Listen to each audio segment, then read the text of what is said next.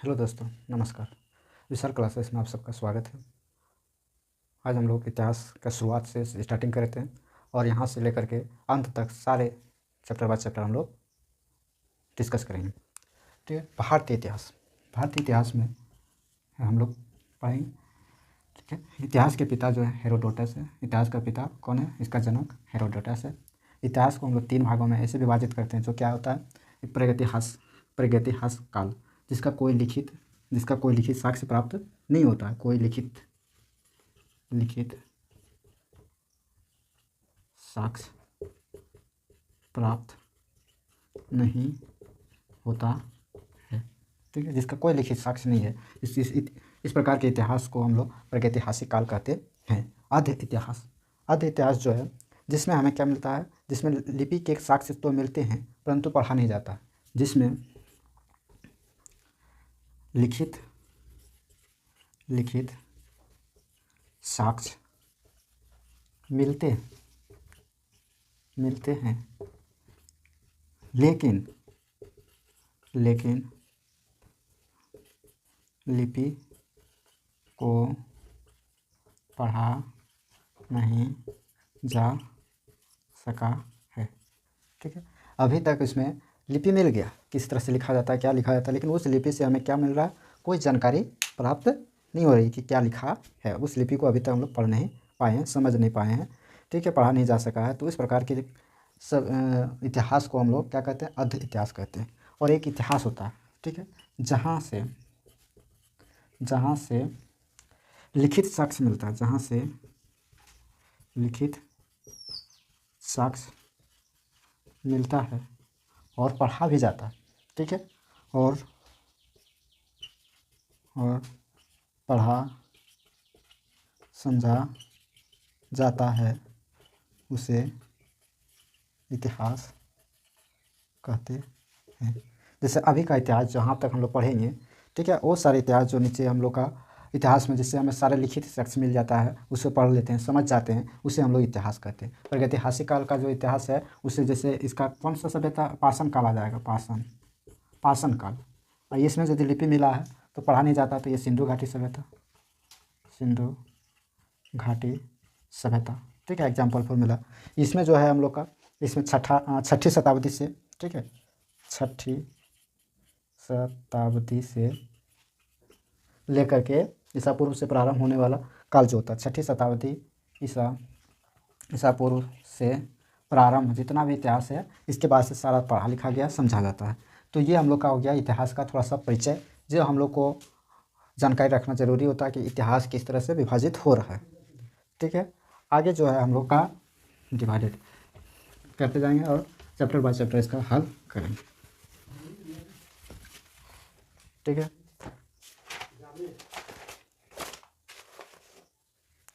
इसमें भी हम लोग इतिहास जो है उसको 3 भागों में विभाजित है। ये इस तरह का जो लिखित साक्ष्य प्राप्त हुए हैं वहाँ से, उनको हम लोग क्या कहेंगे? उसी तरह से हम लोग लिखित साक्ष्य या इस तरह से जो भी है या लिखित, उसमें हम लोग सारा लेकर के चलेंगे जो समझने वाली है। तो प्राचीन भारत का इतिहास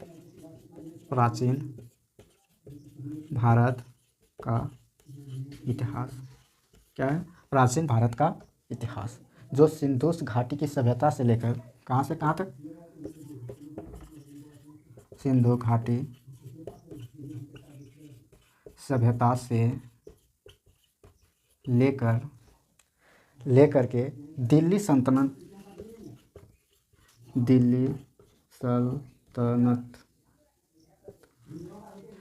दिल्ली सल्तनत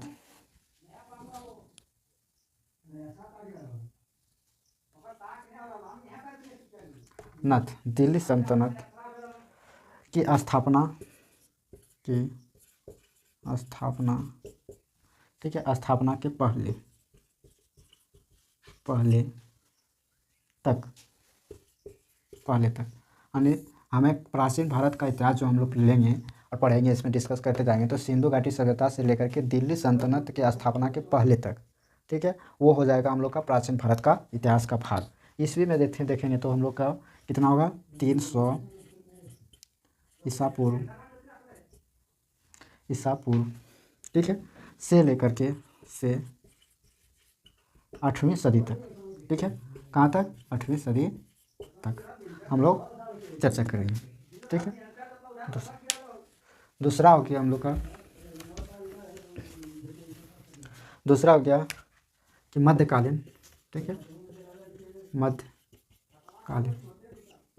मध्यकालीन भारत का इतिहास। मध्यकालीन भारत का इतिहास। मध्यकालीन भारत का इतिहास जो कहाँ से कहाँ तक? जो दिल्ली सल्तनत की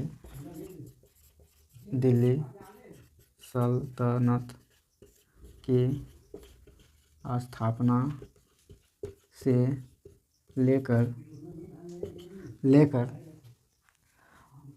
दिल्ली सल्तनत की स्थापना से लेकर उत्तरकालीन मुगल शासकों के पहले तक।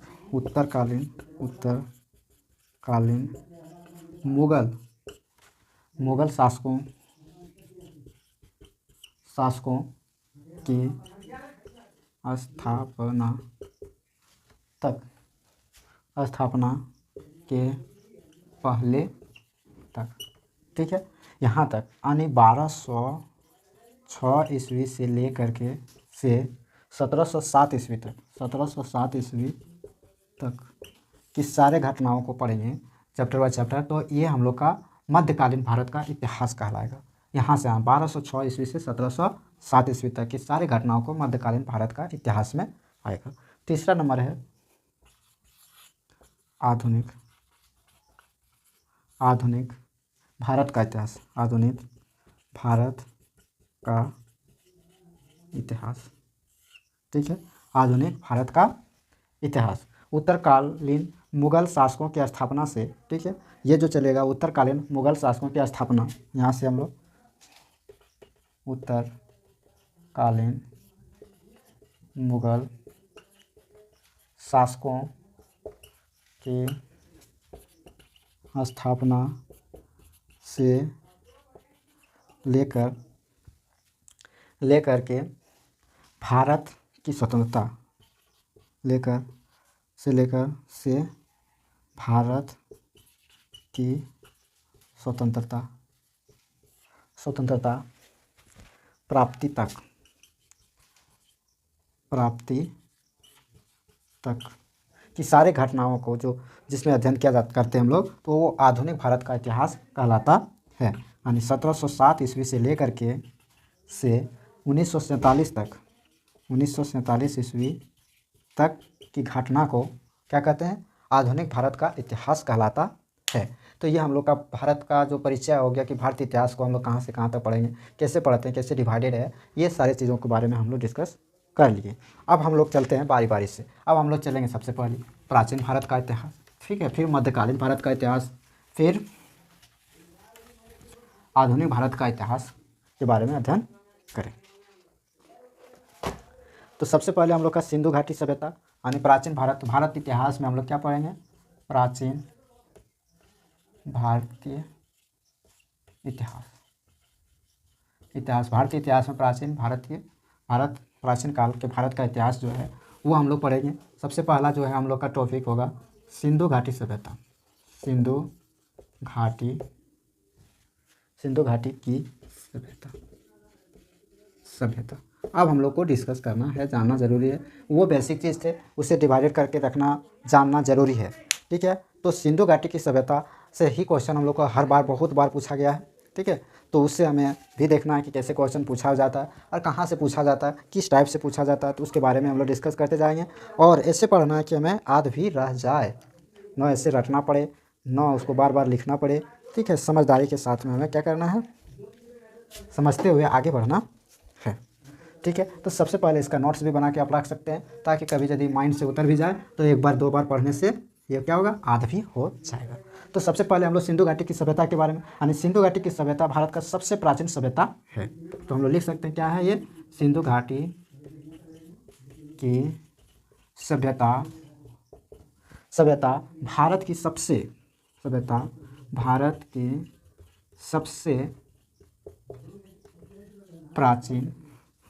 सबसे प्राचीन सभ्यता है। सिंधु घाटी की सभ्यता भारत की सबसे प्राचीन सभ्यता है। ठीक है, पूछा जाएगा सबसे प्राचीन सभ्यता कौन सा सभ्यता है, तो सिंधु घाटी की सभ्यता। सिंधु घाटी की सभ्यता, सिंधु घाटी की सभ्यता जो है सबसे पहले जो इसका हम लोग का जो सबसे पहले जानकारी, इसका नाम क्यों पड़ा सिंधु घाटी सभ्यता, तो सिंधु घाटी इसलिए पड़ा, तो सबसे पहले जानकारी, सबसे पहले पहले जानकारी जानकारी हड़प्पा नामक स्थान पर, हड़प्पा नामक स्थान पर, ठीक है, सबसे पहले इसका जानकारी जो हड़प्पा नामक स्थान से, ठीक है, स्थान से होने के कारण, ठीक है, हड़प्पा नामक स्थान से होने के कारण इसे हड़प्पा सभ्यता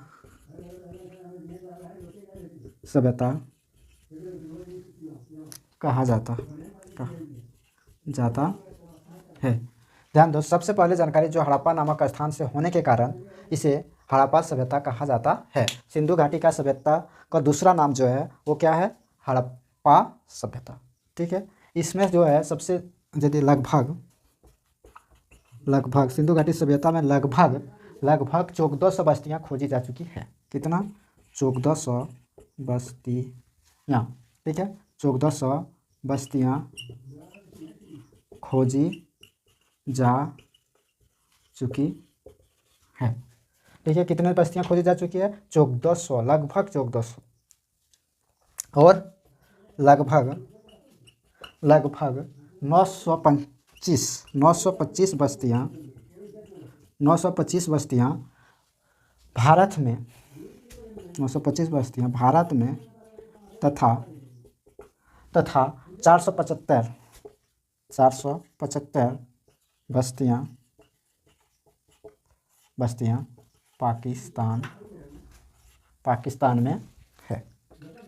पाकिस्तान में है। तो सिंधु घाटी की सभ्यता जो है वो हम लोग पढ़ रहे हैं इसमें, तो इसमें इस सभ्यता का सबसे प्राचीन सभ्यता, भारत की सबसे प्राचीन सभ्यता जो है सिंधु घाटी की सभ्यता है। इसमें सबसे पहले सबसे पहले जानकारी हड़प्पा नामक स्थान में होने के कारण इसे हड़प्पा सभ्यता भी कहा जाता है। लगभग इसमें जो खोजी गई बस्तियां हैं 1400 बस्तियां खोजी जा चुकी हैं, और भारत में जो बस्तियों की संख्या है 925 है, और 475 बस्तियां पाकिस्तान में है, ठीक।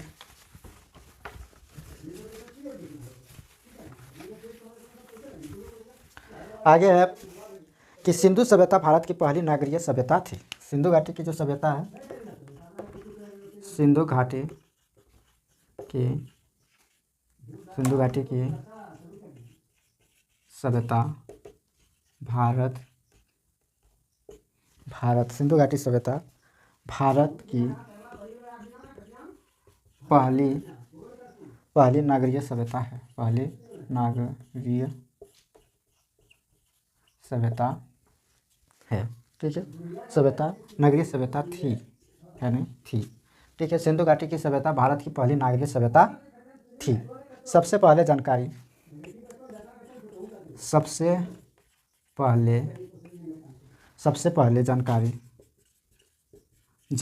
इस सभ्यता के बारे में, सबसे पहले की जानकारी 1826 ईस्वी में 26 में चार्ल्स मैसन ने दी थी। किसने दी थी, चार्ल्स मैसन ने दी थी, ठीक है। अगला जो है चार्ल्स मैसन ने दी थी। भारतीय पुरातत्व सर्वेक्षण विभाग के पुरातत्व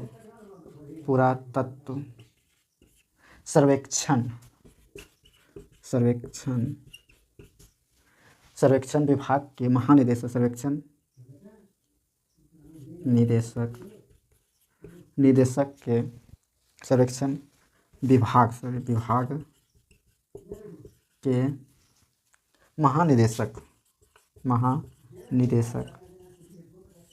महानिदेशक सर जॉन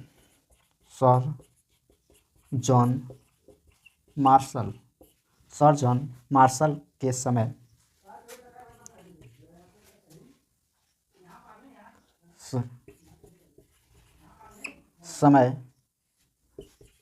राय बहादुर दयाराम साहनी दयाराम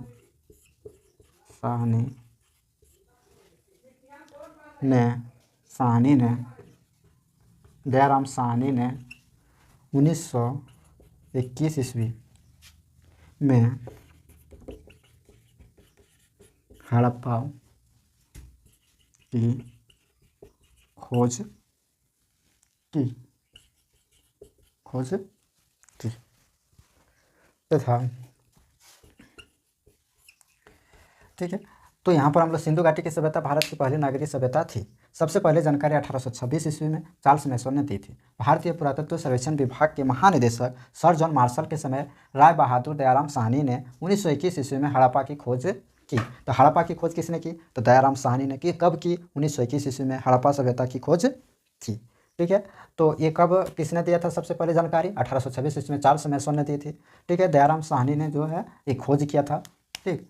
अगला जो है 1921 ईस्वी में खोज किया। उसके बाद जब 1900 सर्च चलते रहा, उसके बाद 1922 ईस्वी में 1922 में राखाल दास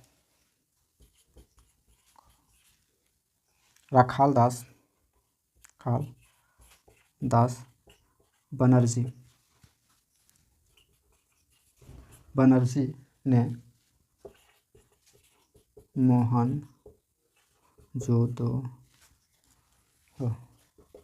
मोहनजोदड़ो की खोज की। ठीक है। 1922 ईस्वी में राखाल दास बनर्जी ने मोहनजोदड़ो की खोज की।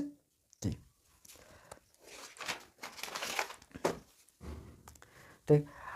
देखो सिंधु घाटी की सभ्यता जो हम लोग जानकारी ले रहे हैं कि इसमें सारा हम लोग ले रहे हैं ऑन ईयर क्वेश्चन है।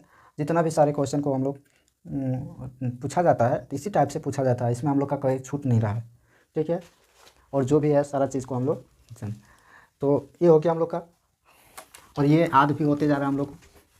ठीक है। इतना शॉर्ट में हम लोग पढ़ रहे हैं तो ये सारे याद भी हो रहा है हम लोग को, पता नहीं चला। जब सेट में हम लोग बनाएंगे तो अपने सारे सेट में क्वेश्चन नज़र आएगा, टिक मारते जाएंगे। देखो पिगट ने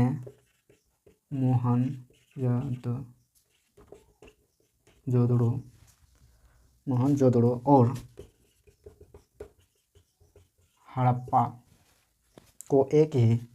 को एक ही विस्तृत साम्राज्य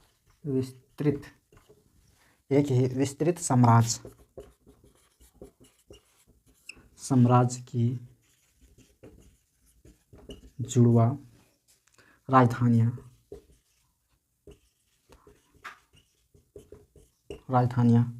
कहा था। एक इतिहासकार पिगट, ठीक है, एक इतिहासकार जो पिगट है वो मोहनजोदड़ो और हड़प्पा को एक ही विस्तृत साम्राज्य की जुड़वा राजधानियाँ कहा था। क्वेश्चन ऐसे पूछता है कि मोहनजोदड़ो और हड़प्पा को एक ही विस्तृत जुड़वा राजधानियाँ किसने कहा था? तो पिगट ने। कौन से ऐसे शहर है जो मतलब सिंधु घाटी की सभ्यता का ऐसा कौन सा शहर है जो हम लोग के दोनों जुड़वा राजधानियाँ कहलाता है? तो मोहनजोदड़ो और हड़प्पा। तो इस तरह से क्वेश्चन इस तरह से घुमा के पूछेगा, लेकिन फिर भी हमें क्या है आंसर मिल ही जाएगा। कहीं से भी पूछे इस टाइप से। तो सिंधु घाटी सभ्यता से जितना सारा क्वेश्चन पूछा जाता है तो इसी टाइप से क्वेश्चन पूछा जाता है और वो सारे क्वेश्चन हमें मिलेगा। तो सिंधु घाटी की सभ्यता 2350 ईसा पूर्व में अपनी पूर्ण विकसित अवस्था में थी। ठीक है। सिंधु घाटी सभ्यता जो थी, सिंधु घाटी सभ्यता 2350 ईस्वी पूर्व में अपनी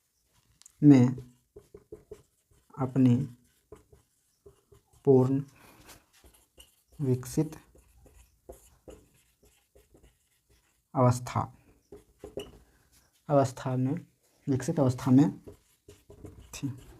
ठीक है। सिंधु घाटी की सभ्यता 2350 ईस्वी पूर्व में अपनी पूर्ण विकसित अवस्था में थी। अगला पॉइंट है मार्टिमर हिलर एवं जॉन मार्शल के अनुसार मार्टिमर हिलर एवं जॉन मार्शल के अनुसार इस सभ्यता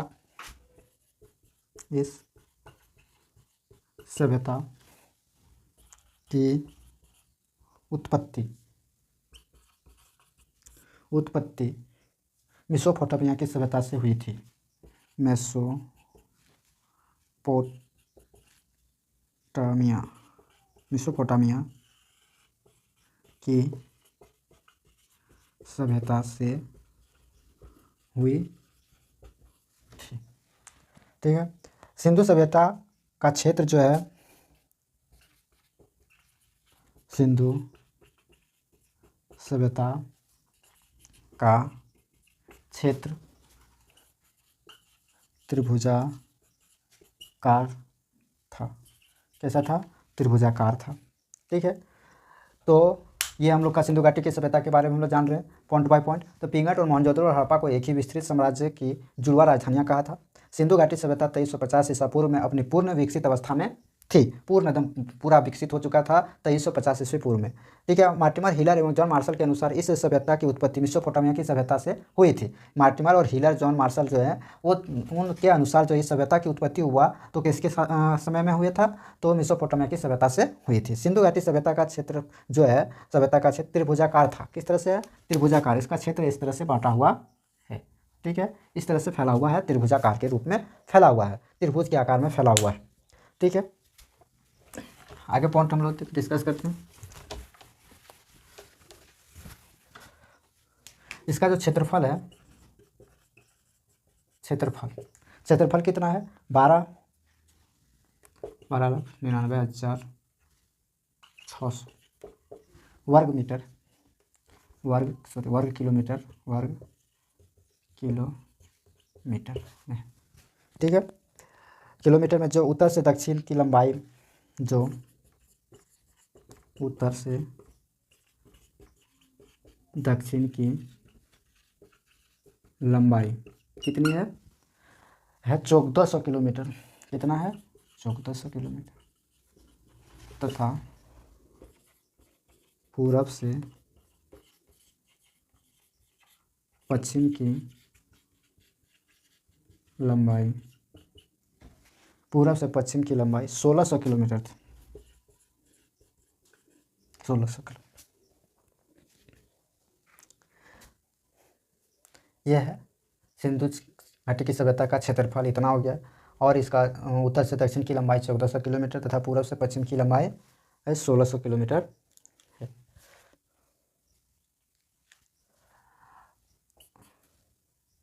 सिंधु घाटी सभ्यता जो है, सिंधु सभ्यता उत्तर में कहाँ पर है? सिंधु सभ्यता जो है, सिंधु सभ्यता उत्तर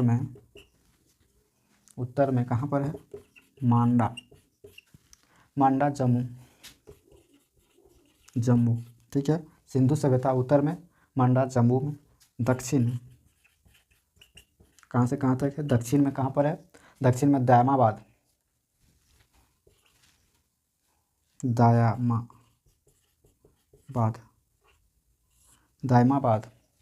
पूरब में आलमगीरपुर।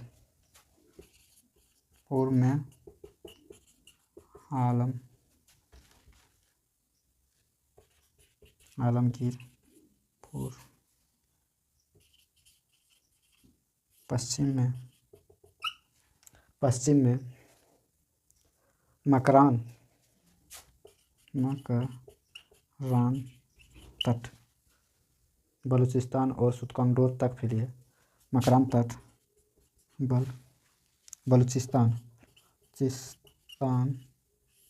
बलूचिस्तान और सुतकंडोर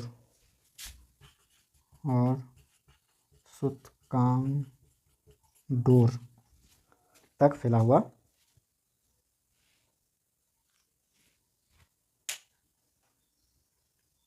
तो ये हो गया सिंधु घाटी की सभ्यता का क्षेत्रफल हो गया। इसका चौहदी हो गया। सिंधु घाटी उत्तर में कहाँ से कितना लंबाई तक है, कितना पश्चिम से पूरब से पश्चिम तक कितनी लंबाई है?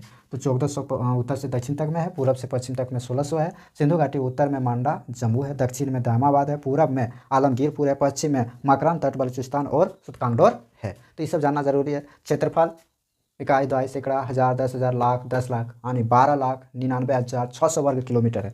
12,99,600 वर्ग किलोमीटर क्षेत्रफल है किसका? सिंधु घाटी की सभ्यता का। दक्षिण उत्तर से दक्षिण की लंबाई 1400 किलोमीटर है। पूरब से पश्चिम की लंबाई 1600 किलोमीटर है। सिंधु सभ्यता की जो उसका चौहद्दी है, उत्तर में क्या है? मांडा जम्मू है। दक्षिण में दामाबाद तक फैला हुआ है। पूरब में आलमगीर तक है। पश्चिम में मकरान तट, बलूचिस्तान और सुतकंगडोर तक फैली हुई है। तो ये हम लोग का इसमें क्लास 1 में हम लोग सिंधु घाटी की सभ्यता के बारे में इतना जानकारी लिए, और अगला क्लास में से क्लास 2 में जब हम लोग लेंगे तो इससे आगे के बारे में सीखेंगे। तो इस सेशन में बने रहें और अगला पार्ट को भी ज़रूर से ज़रूर देखें। और इस सेशन अच्छा लग रहा है तो अपने दोस्तों को शेयर, लाइक, ठीक है, कमेंट भी करें कि किस तरह से हमें अच्छा लग रहा है, किस लग रहा है, और इसमें कुछ यदि छूट रहा है तो आप हमें बताएं कि इसमें कुछ छूटा हुआ है, तो हम कोशिश करेंगे कि आप लोग को बताने की और उसके बारे में जानकारी देने के लिए।